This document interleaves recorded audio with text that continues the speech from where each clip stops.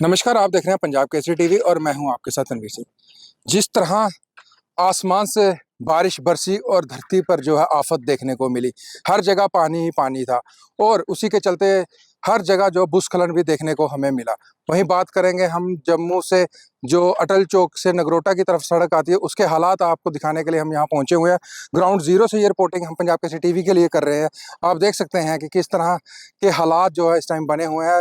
जो अटल चौक से नगरोटा की तरफ जो रास्ता जाता है वो देखिए बिल्कुल बंद हो चुका है, लैंडस्लाइड हुआ है। बड़े बड़े पत्थर जो है बारिश ने पानी के जो अपने साथ जो है तवी में लेके आई है नीचे की तरफ। देख सकते हैं, सीधी तस्वीरें हम आपको जब पंजाब केसरी टीवी के माध्यम से बताने का प्रयास कर रहे हैं।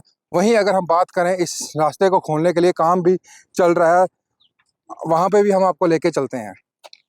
देख सकते हैं मेरे पीछे जो जेसीबी लगी हुई है, बिल्कुल मलबा हटाने के लिए पीडब्ल्यूडी द्वारा जो है इसे लगाया गया है। और देख सकते हैं किस तरह इसे जेसीबी जो है मलबा हटाने की कोशिश कर रही है, क्योंकि जिस तरह ये मलबा है, कम से कम भी देखा जाए तो इसकी देखी जाए तो 4 से 5 फुट मलबा जो है सड़क से ऊपर है और उसे हटाने के लिए जेसीबी लगातार लगी हुई। इस साइड भी जेसीबी लगी हुई है। और अगर हम बात करें नगरोटे वाली साइड से जो अटल तरफ की रास्ता आता है, वहाँ पे भी 2 जेसीबी लगाकर जो है वो मलबा हटाने की पूरी कोशिश की जा रही है। वहीं अगर हम बात करेंगे, सूत्रों से जो हमें जानकारी मिली है, कम से कम भी इस मलबे को हटाने के लिए कम से कम भी 7 से 8 दिन लग सकते हैं। और वहीं अगर हम बात करें उदयपुर जिकानी की, तो वहाँ पर भी जो लैंडस्लाइड काफ़ी ज़्यादा हुआ है और वहाँ पे भी मलबा हटाने का काम जो है जारी है।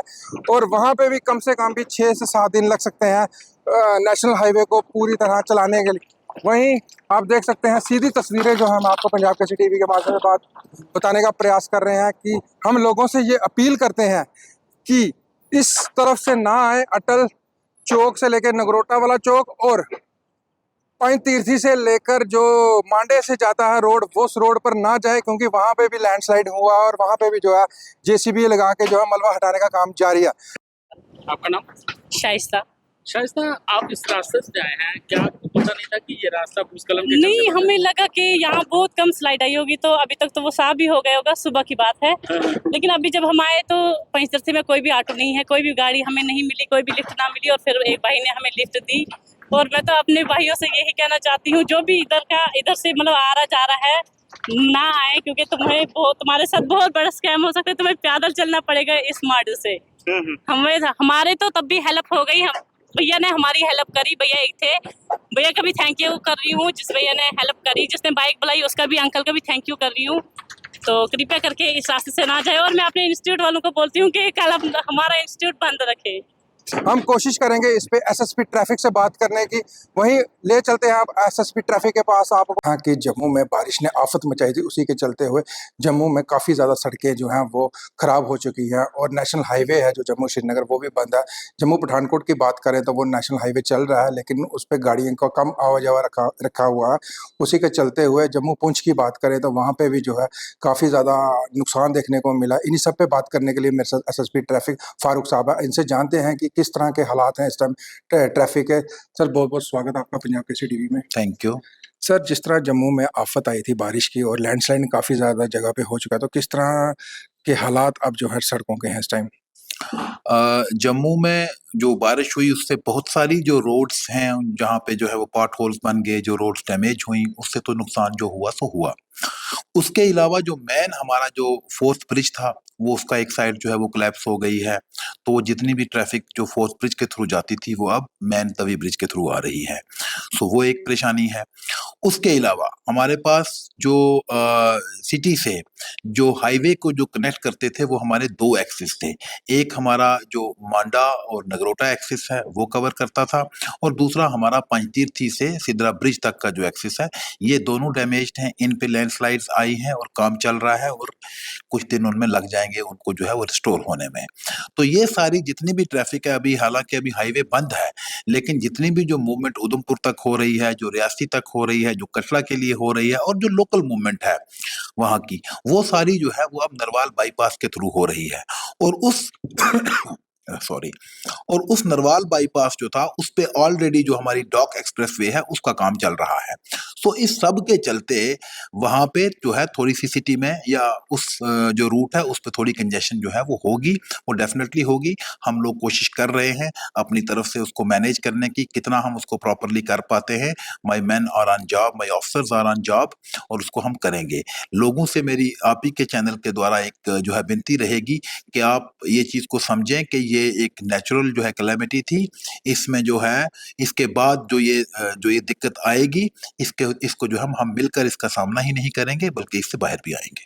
सर, जो गाड़ियां रास्ते में फंसी हुई हैं, जैसे लैंडस्लाइड हुआ है, अब कितने दिन लग सकते हैं मतलब इस सारे मलबे को हटाने में?